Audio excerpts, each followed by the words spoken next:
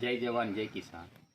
તો મિત્રો આજનો આપણા વિડીયોમાં જોઉં કે આપણે બેટરીવાળા પંપની બેટરી અને મોટર કઈ રીતના બદલી કરવી। આપણે ગયા વર્ષે એક વિડીયો બનાવ્યો હતો કે પંપની મોટર રિપેર કરવાની, તો એ રીતના આપણે આ પંપમાં જ આપણે રિપેર કરી હતી। એને આપણે 1 વર્ષ દિવસ એને આપણે ફર્સ્ટ ક્લાસ રીતે હાંકી। હવે એની ગેરંટી એમ પૂરી થઈ ગઈ, ટૂંકમાં હવે એની આયુષ્ય મોટરની। અને બેટરી આપણે હવે લો થઈ ગઈ છે, 1 કે 2 પંપ માન હાલે, એટલે એ બેટરી આપણે નવી નાખવાની છે અને મોટર એ નવી નાખવાની છે। તેના માટે આપણે આ બેટરી મંગાવી લીધી છે અને આ મોટર મંગાવી લીધી છે। તો આપણે જોઈએ કે એને કઈ રીતના ચેન્જ કરવી। તો પહેલાં આપણે 4 પાર્ટ ડિસ્મિટ લઈ અને આ પાછળનું આવડા એનું ઢાંકણું છે ખોલી નાખીએ।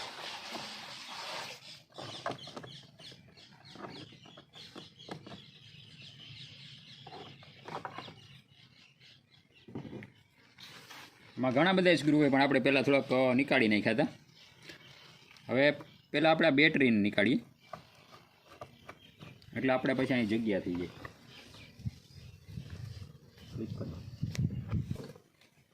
મિત્રો આપણે આ બેટરીનું નિકાલ નાખ્યું, હવે આપણે બેટરી નીકાળી બરાબર। આ બેટરીને આયુષ્ય પૂરી થઈ ગઈ, જો ફૂલી ગઈ છે, અને આપણે આ કનેક્શન નીકાળી આપણી બેટરી તો સારી હાલી, લગભગ 2.5-3 વર્ષ હાલી આ બેટરી।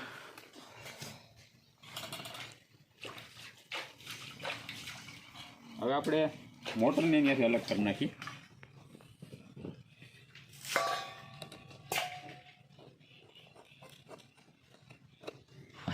હવે એકામાં છાપડો એવો હોય ને કે તમારે અહીંયા ડિસ્મિટ નહીં, પણ પકડીને ખેંચવો પડે છે, બરાબર। પહેલાં આના બોલ કાઢી નાખું, શટર એકદમ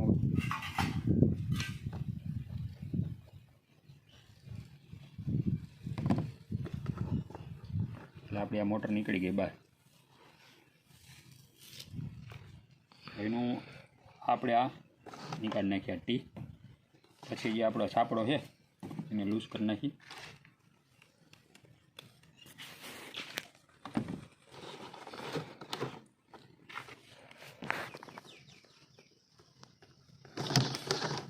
થઈ ગઈ મોટર અલગ। એના કનેક્શન આપણે અહીંથી નીકાળી નાખ્યા હતા। આમાં એક પ્લસ માઇનસ હોય, એટલે આમ જો કે આપણે ગોતવા ન પડે લાલ ને લીલો, નવી મોટરમાં એ રીતના જ આવે। આને આપણે ગયા વર્ષે રિપેરિંગ કરી હતી, એટલે 1 વર્ષથી આપણે હાલી મોટર। પહેલાં છે ને આપણે એમાં તમને આ મોટર બતાવું કે આપણે આ નવી મોટર છે, અર્થમેક્સ કંપનીની છે ને 135 PSI પ્રેશરની છે। અને આ મિત્રો જો આવડી તમે ક્યાંય લેવા જાઓ તો 450 રૂપિયાની 135 SPની આવે PSIની, અને 120ની PSI આવે એ લગભગ 400 રૂપિયાની આસપાસની આવે, એટલે 50 રૂપિયા હાર થઈને આ હારા જ પ્રેશરવાળી લેવાની। એટલે આપણે 3 નોઝલ આપી હોય ને ત્યાં સુધી તો આપણે તકલીફ ન થાય। તો પહેલાં સૌપ્રથમ આપણે છે ને આમાં મોટરનું ફિટિંગ જ કરી દઈ, એટલે આપણે હાકેન ન થાય, બેટરીને સેલ જ રાખવાની। એકામાં છે ને ઇનકમિંગ આઉટ ગોઈંગ એક જોવાનું હોય, ત્યાં એરો માર્યો જ હોય, એટલે કાંઈ ટેન્શન ન હોય।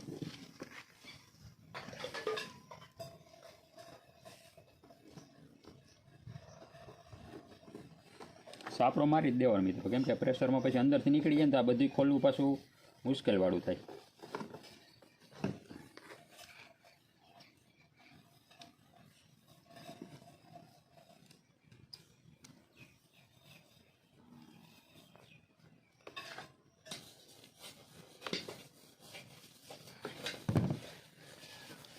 હવે આ છે ને થોડીક આપણી આ મોટર કરતાં થોડીક અલગ છે।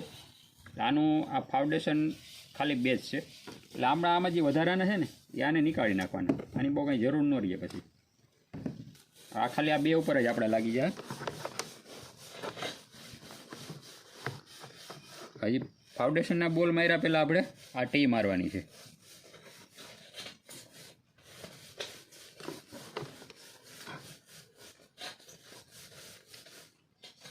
એને આ સાપડો પહેલાં ટાઈટ નહીં કરવાનો, કેમ કે આપણે અહીંયા આમ જોવું જોઈએ આમ, અને આપણે આ રીતનું એના અંદરનું જે પંપમાંથી ટાંકીમાંથી આવ્યું ને એની અંદર આવી જાય એટલે એના પ્રમાણે.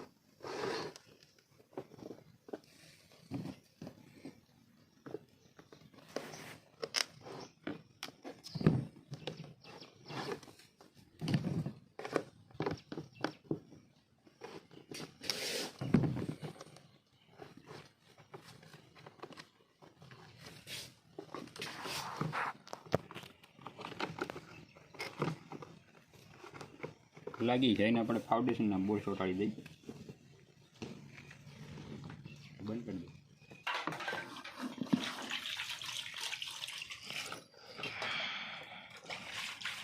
આપણે મોટરના ફાઉન્ડેશનના બોલ મારી દઈએ.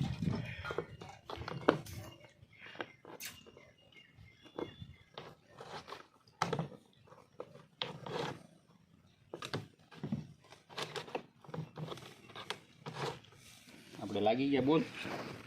હવે આપણે એનું કનેક્શન મારી દઈએ આમાં.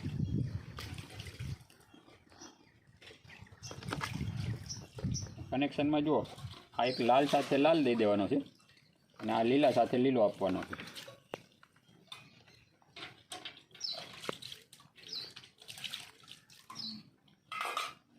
આમાં આ સિસ્ટમ વાળું એટલે આમાં કે આપણે સેલો ટેપ મારવી ન પડે, બરાબર. આપણે લાઇટની ટેપ આવી આ રીતનું કાઢી આમાં જ આપણે લાગી જાય.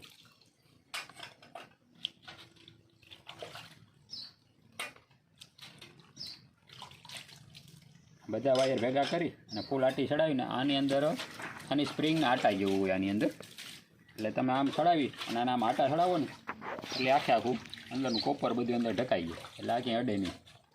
બરાબર. આ થઈ ગયો, આપણે બીજો કનેક્શન મારી દઈએ. તી આજે ઢેલ એક જ આવી, બાકી આપણી વાળી એક મોર પણ આવે, એ હજી થોડોક ટાઈમ થતો આવે છે વાળી આવવાનો.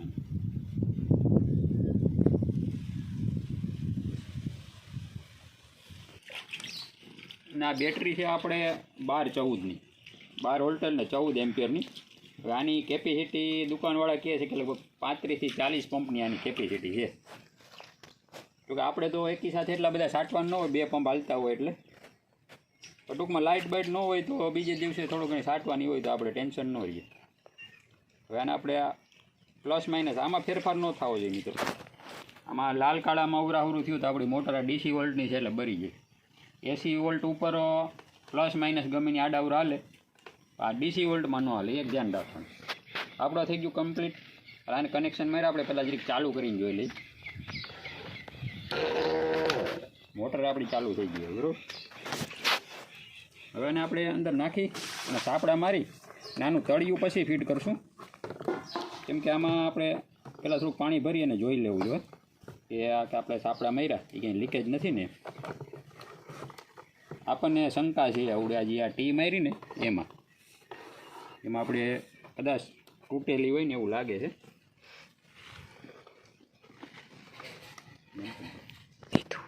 મિત્રો આપણે આ બેટરી અંદર કમ્પ્લીટ ફિટિંગ થઈ ગઈ. આ બધા કનેક્શન મારી દીધા એટલે આમાં કે આપણે ટેપ પટ્ટી મારવી પડે એમ નથી. આનું વાયરિંગનું તમને જરી કહી દઉં કે વાયરિંગમાં આમાં કદાચ તમારે એકા બધા શેડા નીકળી ગયા હોય તો આમાં કાંઈ એટલા બધા વાયર દેખાય, પણ આમાં કંઈ અઘરું નથી. આમાંથી બેટરીમાંથી 2 વાયર આવ્યા હોય, એ 2 વાયરમાંથી એક વાયર આપણો જે આ એમ્પિયર કાંટો હોય એ કાંટામાં સિરીઝ થઈને નીકળો હોય, પછી પાછો જે એક આવે શેડો એ પછી આપણો આ 24 હોય એમાં જાય, એમાં થઈને એક પાછો શેડો રેગ્યુલેટર હોય એમાં જાય, એમાંથી એક નીકળે, એ પાછો નીકળી અને એક આપણો જે ચાર્જિંગ સોકેટ હોય એમાં જ દીધેલો હોય અને એમાંથી પાછો એક દીધેલો હોય આપણે આ મોટર ભેગું.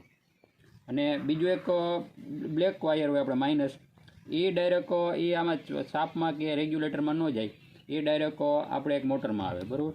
એટલે ને એક આપણે આ ચાર્જિંગ સોકેટમાં જાય. અને બધા વાયરિંગ વિખાઈ ગયું હોય ને તો કંઈ બહુ અઘરું નથી, પણ ટૂંકમાં પ્લસ માઇનસ ક્યાંય ભેગા ન થાય અને મોટરમાં અવરા પાવર ન જાય એ એક ધ્યાન રાખવાનું છે. બાકી આમાં બીજું કંઈ થાય નહીં. એટલે વાયરિંગ એ કદાચ વિખાઈ ગયું હોય તો કાંઈ ટેન્શન નહીં લેવાનું, એ હાથે કરી લેવાનું.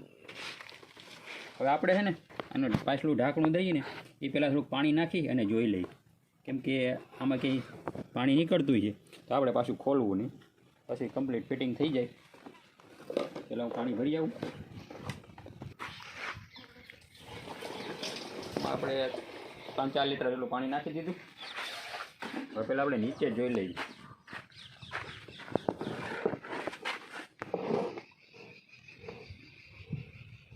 જો આપણી શંકા હતી ને આવડી આ કપલિંગ છે ને એ તૂટેલી છે બરાબર. આ વાક્યું એ પ્લાસ્ટિકનું આવે એટલે એને આપણે હવે કાલે નવું લઈ આવીને ચેન્જ કરી નાખશું. એટલે અત્યારે આપણી મોટર ટેસ્ટિંગ થઈ જાય આપણો પંપ આખો, પછી ખાલી આ એક જ બદલાવાનો. તે પછી આપણે આ ઢાંકણું આજે બંધ નહીં કરી, એ કાલે બજારમાંથી લઈ આવી નાખી દો. અત્યારે આપણે મોટર ચેક કરી લઈએ.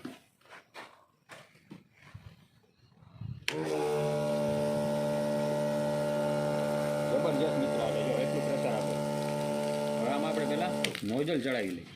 એમને આમ તો કદાચ પાણી આપણને લાગે કેટલું આવી PSIની છે ને સાહેબ, એટલે આમાં પ્રેશર તો ઘટે જ નહીં. તમારે તેખડો આપવો હોય ને તો ફૂલ પ્રેશર જ હાલે. 120માં આપણે પહેલાં તો શરૂઆતમાં તો આ પંપમાં મારે 80ની જ મોટર હતી, એ પછી આપણે આ 80ની નીકળીની 80 પ્રેશરની હતી, છતાંય આપણે ફર્સ્ટ ક્લાસ હાલતી હતી. આ તો 135 થઈ ગયું. અને આપણે રેગ્યુલેટર પર ચાલુ કરીએ પહેલાં. હજી આ રેગ્યુલેટર અડધું છે.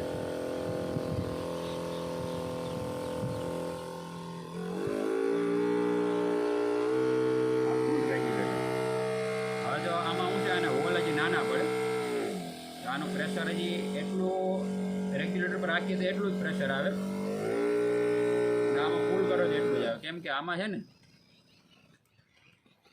આ નાના હોલવાળું છે, આમાં તોય 6 છે હોલ. એટલે કદાચ હવે આપણે 4 કે 5 હોલવાળા 3 ફુવારા ચડાવ્યો હોય ને તો આમાં પ્રેશરમાં કંઈ ઘટે નહીં.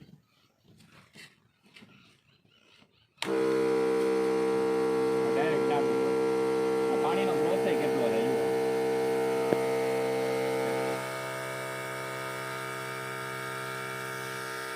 આ જમીન ખોદી નાખે એટલું પ્રેશર છે જોવાનું.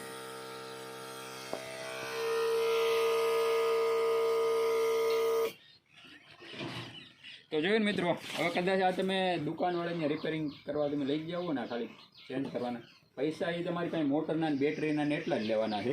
પણ આની એક્સ્ટ્રા તમારી પાસે 150 થી 200 રૂપિયા મજૂરી લઈ લે.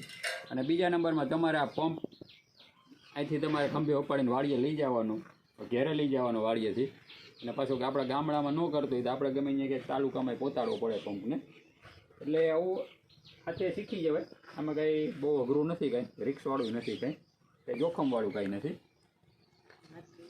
તો આવું આપણું કામ થઈ ગયું. હવે નીચેનું આપણું ખાલી એક જ બાકી રહ્યું, એ કાલે બજારમાંથી આવીને ચડાવીને તળિયું ફિટ કરી દેવું એટલે આપણું આ પંપનું કામ કમ્પ્લીટ. તો હાલો હવે જે હાથ ધોઈ નાખી અને આ સુલટીએ પપૈયું મોરી નાખ્યું છે, પછી પપૈયું ખાઈ લઈ.